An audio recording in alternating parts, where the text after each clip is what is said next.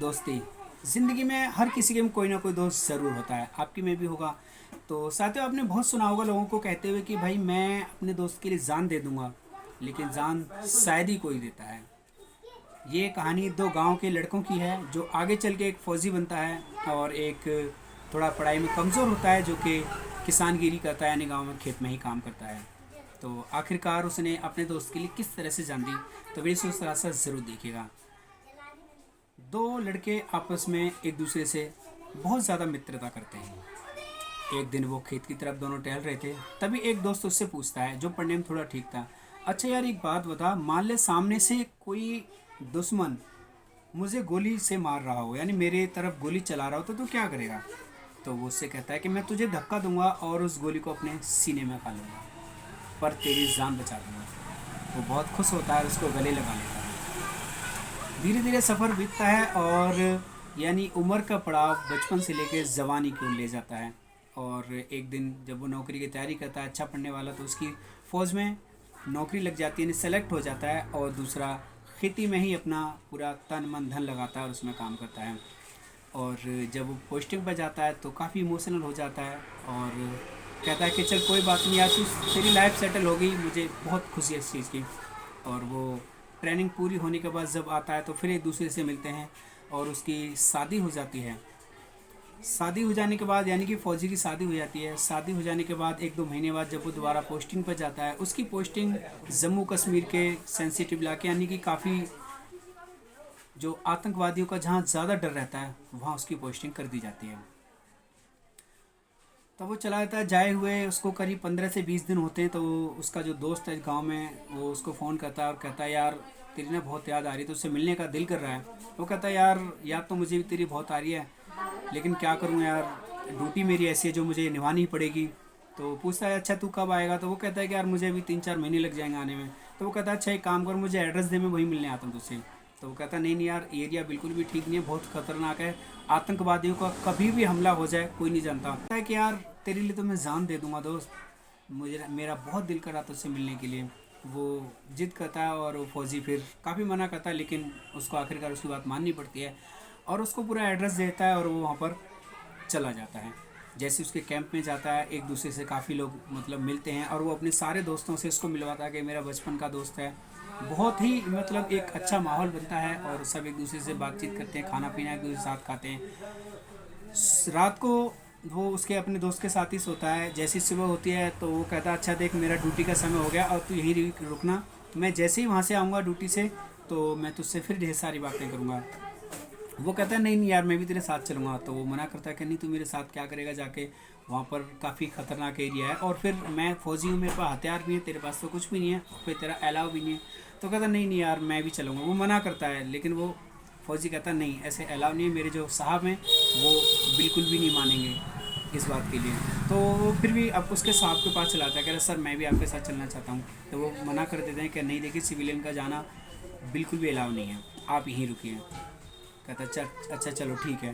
तो जैसे ही वो वहाँ से निकलते हैं और वो कैंप में ही रुक जाता है और करीबन 2 से ढाई घंटा करीब होता है।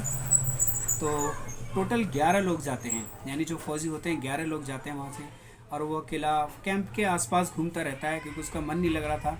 वो यही सोच रहा था कि कैसे ड्यूटी करते हैं, क्या होता है क्या नहीं होता है, इसी बारे में उसका ध्यान रहता है।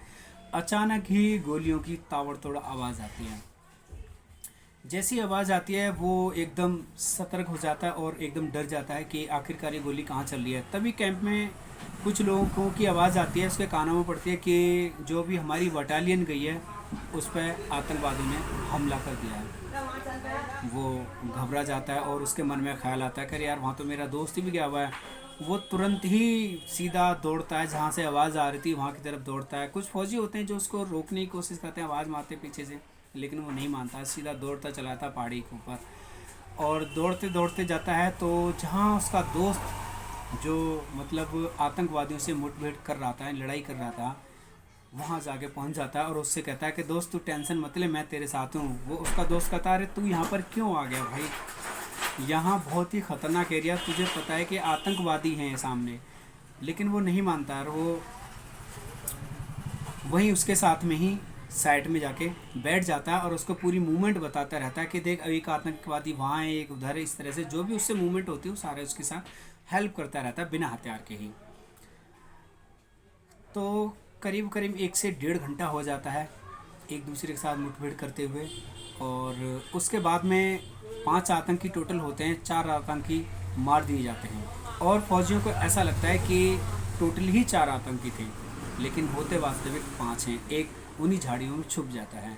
तो साथियों, जो 11 लोग फौजी यानी गए थे, उसमें से 4 फौजी शहीद हो जाते हैं और 4 आतंकवादी मार दिए जाते हैं। काफ़ी चोटें लगती हैं और उसका दोस्त को भी काफ़ी चोटें लगती हैं, लेकिन उन्हें अब ऐसा लगता है कि हमारा ऑपरेशन सक्सेस हो गया।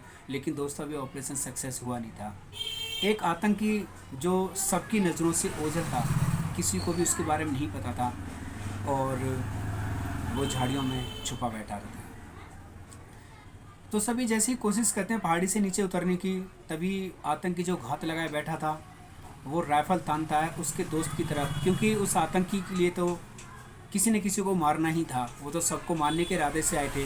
वो खुद नहीं जानता था कि आखिर कौन किसका दोस्त है। और बदनसीबी ये थी कि गोली के निशाने के आगे उसका दोस्त ही आता है। तो जैसे भी अचानक उसकी नज़र पड़ती है कि झाड़ियों में से कोई व्यक्ति है और जो राइफ़ल तान रहा है मेरे दोस्त की तरफ। राइफ़ल वो जैसे ही मतलब शोर मचाता कि इतने में वो गोली चला देता है। वो अपने दोस्त को धक्का देता है और ताकि गोली से वो बच जाए, और इत्तेफाक से उसको दोस्त को धक्का देता है और वो गोली उसके सीने में लग जाती है, यानी उस दोस्त के सीने में लग जाती है। वो फौजी यानी उसका दोस्त तो बच जाता है और वो ख़त्म हो जाता है। लेकिन मरने से पहले उसको कहता है कि दोस्त, मुझे आज बेहद खुशी है।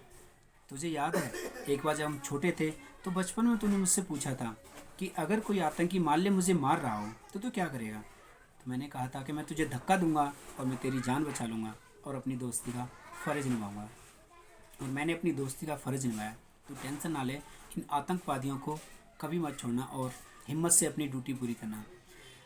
उस आतंकवादियों को तो मार दिया जाता है, लेकिन साथ ही साथ उसका दोस्त भी ख़त्म हो जाता है। बाकी जो लोग 7 लोग बचते हैं, जो फौजी बचते हैं, आंखों में आंसू लिए अपने 4 दोस्त जो फौजी थे और उसको भी 5वें दोस्त को लेकर आते हैं। और जो उसका दोस्त होता है बेचारा बहुत रोता है कि सुना था कभी मैंने कि दोस्त एक दूसरे के लिए जान दे देते हैं, लेकिन आज वास्तव में मेरे दोस्त ने मेरे लिए जान दे दी। तो साथियों, ये कहानी थी एक दोस्ती की। वास्तव में मित्रता इसी को कहते हैं, दोस्ती इसी को कहते हैं। तो क्या आपने भी कभी अपनी ज़िंदगी में ऐसे दोस्त देखे हैं? अगर वीडियो अच्छा लगा तो लाइक ज़रूर कर देना, चैनल पर तो सब्सक्राइब कर लेना। भगवान आपको हमेशा खुश रखे, ऐसी कामना करता हूँ।